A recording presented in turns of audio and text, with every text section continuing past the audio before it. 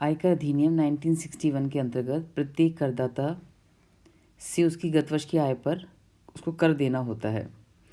तो इसमें कर देते समय हम आय का निर्धारण करते हैं कि कौन सी आय ऐसी है जिस पर उसे कर देना होगा, यानी आय का क्षेत्र क्या है। उसकी जानकारी के लिए हमें पहले देखना होता है कि उस करदाता की निवास स्थिति कैसी है। उसकी रेजिडेंशियल स्टेटस तय करती है कि उसे किस प्रकार के इनकम पे टैक्स देना है और किस प्रकार के इनकम पे टैक्स नहीं देना है।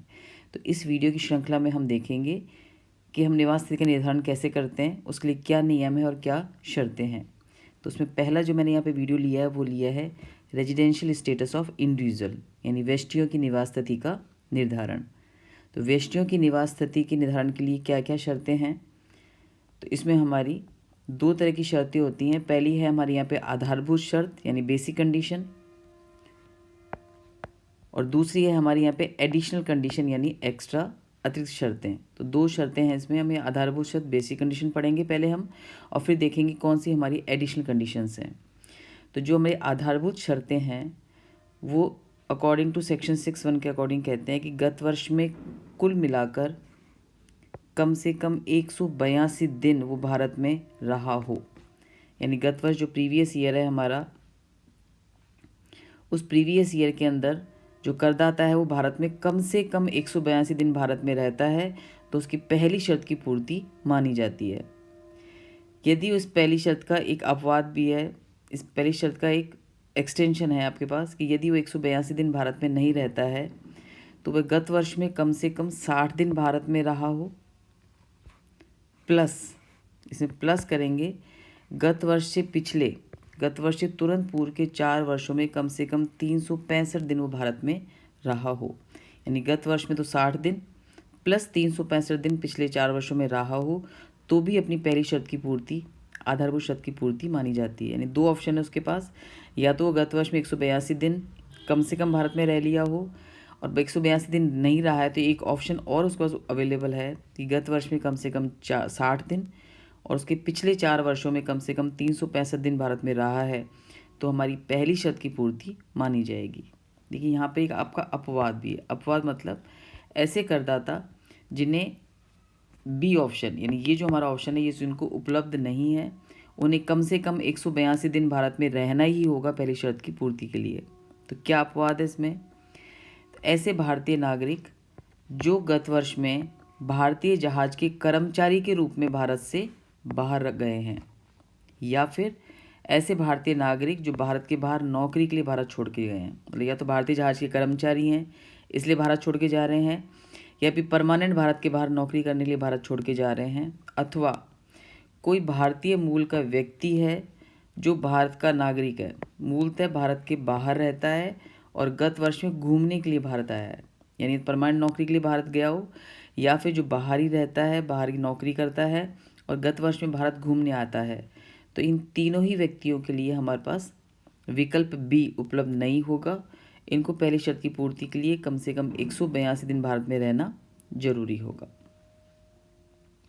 इसमें एक अमेंडमेंट असेसमेंट ईयर 2021 से एक नया अमेंडमेंट भी लागू हुआ था इसमें, जिसमें कहते हैं कि ऐसा व्यक्ति जो विदेश में कर देने के लिए दायी नहीं है, जिसको विदेश में जिसके इनकम पे टैक्स नहीं लगता है, ऐसे व्यक्ति की यदि भारत में कुल आय 15 लाख रुपए से अधिक है तो ऐसे व्यक्ति को हम भारत में असाधारण निवासी मान के चलेंगे, चाहे वो भारत में एक भी दिन नहीं रहा हो। वैसे असाधारण नियम की नियम है, हम आगे जाकर देखेंगे कि असाधारण निवासी किसको बोलते हैं, लेकिन यहाँ पे एक अमेंडमेंट है कि यदि कोई भारतीय व्यक्ति, कोई व्यक्ति है जिसका विदेश में जिसको टैक्स नहीं पे करना होता है, ऐसा व्यक्ति यदि भारत में उसकी आय 15 लाख रुपए से ज़्यादा है तो भारत में चाहे वो एक भी दिन नहीं रहा हो, वो भारत में असाधारण निवासी माना जाएगा।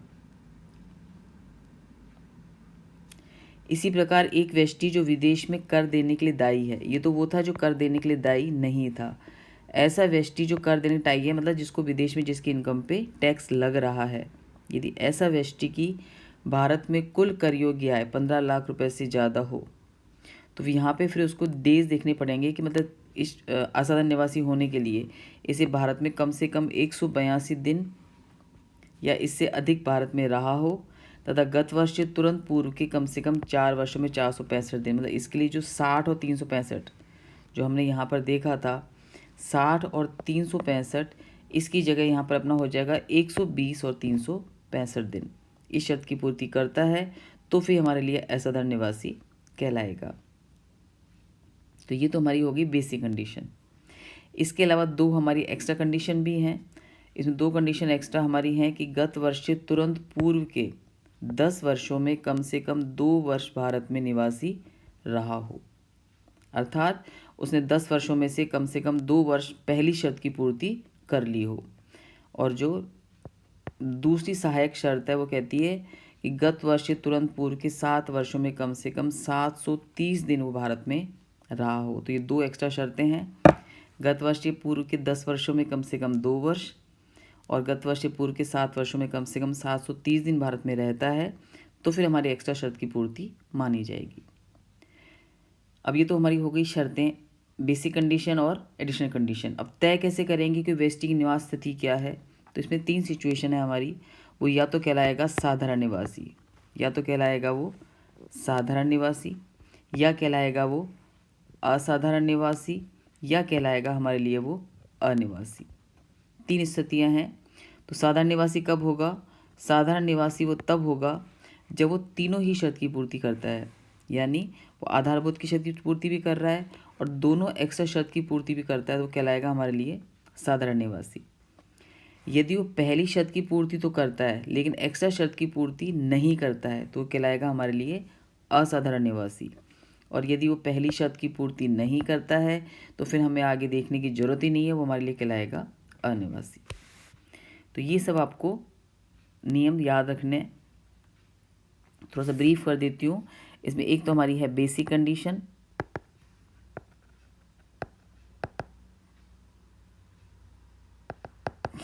बेसिक कंडीशन हमारी कहती है कि करदाता कम से कम, इसके दो ऑप्शन है। जो हमारा पहला ऑप्शन है वो है कम से कम 182 दिन भारत में रहा हो, अथवा इसका एक ऑप्शन अवेलेबल है हमारे पास, बी ऑप्शन, गत वर्ष में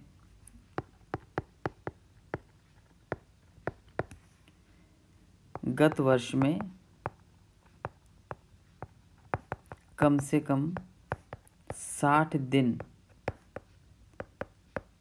भारत में रहा हो, प्लस गत वर्ष से पूर्व के, यानी उससे पिछले, गत वर्ष से पूर्व के 4 वर्षों में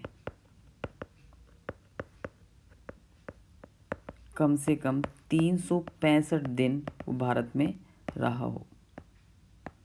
तो यहाँ पे ये दो ऑप्शन है, या तो वो पहला ऑप्शन पूरा कर ले यानी कम से कम 182 दिन भारत में रहा हो, या फिर अथवा वो दूसरा ऑप्शन ले ले कि गत वर्ष में कम से कम 60 दिन भारत में रहा हो, प्लस गत वर्ष से पूर्व के 4 वर्षों में कम से कम 365 दिन भारत में रहा हो।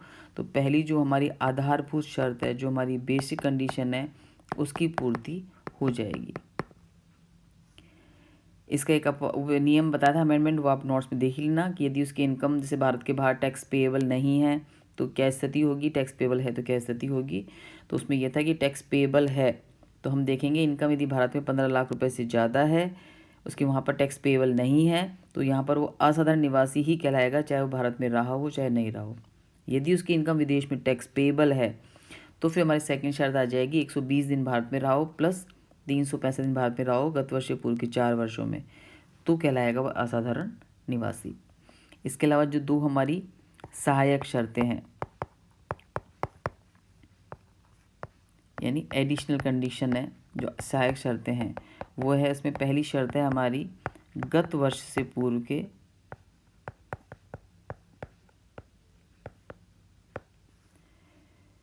10 वर्षों में कम से कम 2 वर्ष भारत में निवासी रहा हो और गत वर्ष से पूर्व के 7 वर्षों में कम से कम 730 दिन वो भारत में रहा हो। ये 3 हमारी शर्तें हैं। अब 3 तरह के हमारे हो जाएंगे, एक आपका हो गया साधारण निवासी, एक आपका हो गया असाधारण निवासी और एक आपका हो गया अनिवासी। तो साधारण निवासी में आपका आ जाएगा यदि करदाता आधारभूत शर्त, आधारभूत प्लस दोनों सहायक शर्त, दोनों अतिरिक्त शर्त की पूर्ति कर लेता है तब तो कहलाएगा साधारण निवासी। यदि करदाता आधारभूत शर्त की पूर्ति करता है,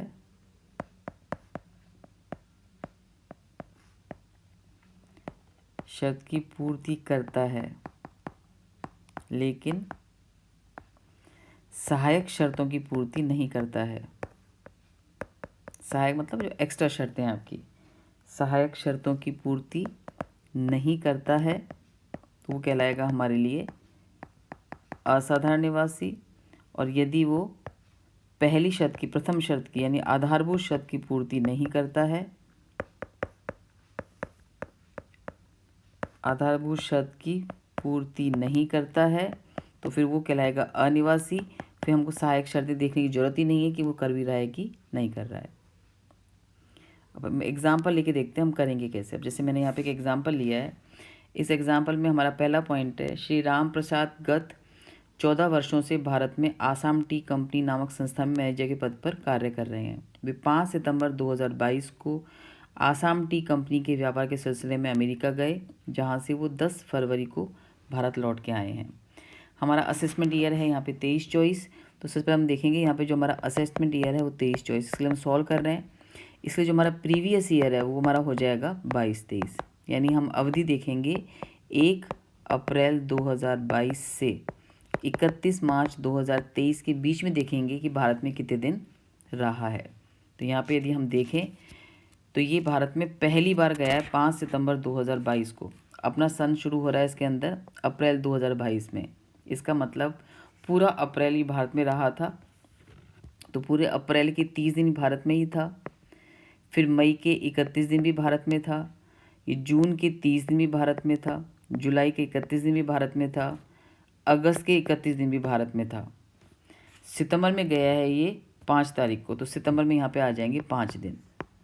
जब पहली बार ये 5 सितंबर 2022 को भारत के बाहर गया है, इसका मतलब आपका प्रीवियस से शुरू हो गया 1 अप्रैल 2022 से। इसका मतलब अप्रैल में भी भारत में था, मई भी में भी भारत में था, जून भी भारत में था, जुलाई भी भारत में था, अगस्त भी भारत में था और 5 सितंबर तक भी ये भारत में ही था।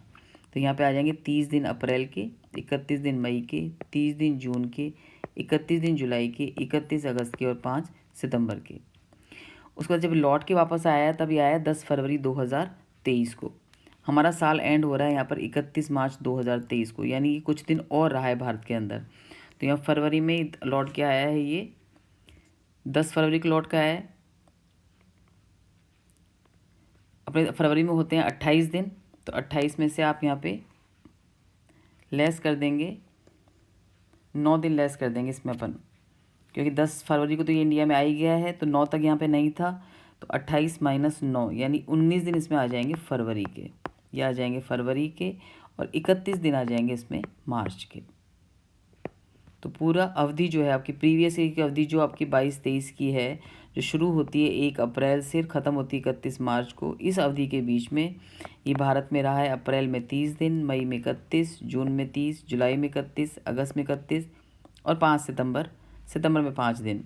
फिर ये भारत के बाहर चला गया, लौट के वापस आया फरवरी में 10 तारीख को, मतलब 1 से 9 तक ही भारत में नहीं था, 10 तारीख से लेके 28 तारीख तक ही भारत में था। तो 19 दिन आपके हो जाएंगे फरवरी के और 31 दिन हो जाएंगे मार्च के, और अपना एंड हो रहा है यहाँ पर ये 31 तारीख को, यानी कुल 208 दिन ये भारत में रहा है प्रीवियस ईयर के अंदर। चूँकि पिछले 14 साल से भारत में ही रह रहा था, कभी बाहर गया नहीं है, तो 14 साल से भारत में रहा है, तो 10 में से 2 वर्ष में भी भारत में रहा ही होगा, ऑब्वियस सी बात है जब पूरे टाइम यही रहा है। और 7 वर्ष में से 730 दिन ये भारत में पूरी कर रहा है, यानी पहली शताब्दी पूरी कर रहा है, ये दूसरी भी कर रहा है और ये तीसरी भी कर रहा है, तो ये कहलाएगा हमारे लिए साधारण निवासी। ये तरीका है हमारा सॉल्व करने का। एक पॉइंट में और सॉल्व करके बता देती हूँ आपको, बाकी आगे के पॉइंट आप खुद ट्राई करना कैसे सॉल्व करने हैं, फिर कोई दिक्कत आएगी तो मेरे से पूछना है आपको। इसमें कहता है कि श्री श्यामलाल कनाडा में व्यापार करते हैं, उनका एक मकान जयपुर में है जिसमें वो विगत 16 वर्षों से प्रत्येक 4 महीने के लिए आके रहते हैं। गत वर्ष में किसी कारणवश वो केवल 1 मई 2022 से 15 मई 2022 तक ही भारत में जयपुर के मकान में रहे। तो वही हमारी प्रीवियस ईयर की अवधि वही हो जाएगी सेम। इसमें प्रीवियस ईयर की अवधि है हमारी 1 अप्रैल 2022 से 31 मार्च 2023। इस अवधि में 1 मई 2022 से 15 मई 2022 यानी मात्र 15 दिन ही भारत में रहा है ये। यहाँ पर सिर्फ ये 1 मई 2022 से 15 मई 2022 तक ये भारत में रहा है, यानी सिर्फ 15 डेज ये भारत में रहा है। पहली शर्त की पूर्ति के लिए 2 विकल्प थे हमारे पास। एक था कम से कम 182 दिन और दूसरा था कम से कम 60 दिन। चूँकि ये दोनों ही शर्तों की पूर्ति नहीं करता है, इसका मतलब ये करदाता हमारी आधारभूत शर्त की पूर्ति नहीं करता है। यदि नहीं करता है तो ये कहलाएगा हमारे लिए अनिवासी। आगे हमें देखने की ज़रूरत ही नहीं है कि ये सहायक शर्तों की पूर्ति कर भी रहा है कि नहीं कर रहा है। तो इस तरीके से पहला हमारा हो गया साधारण निवासी, क्योंकि 3 शर्त की पूर्ति कर रहा है, ये हमारे लिए हो गया अनिवासी। ऐसे आगे के जो पॉइंट्स हैं इसमें 3rd 4th 5th 6th 7th इसको ट्राई करके देखना। कोई दिक्कत यदि आती है तो फिर मेरे से पूछना। आज के लिए इतना।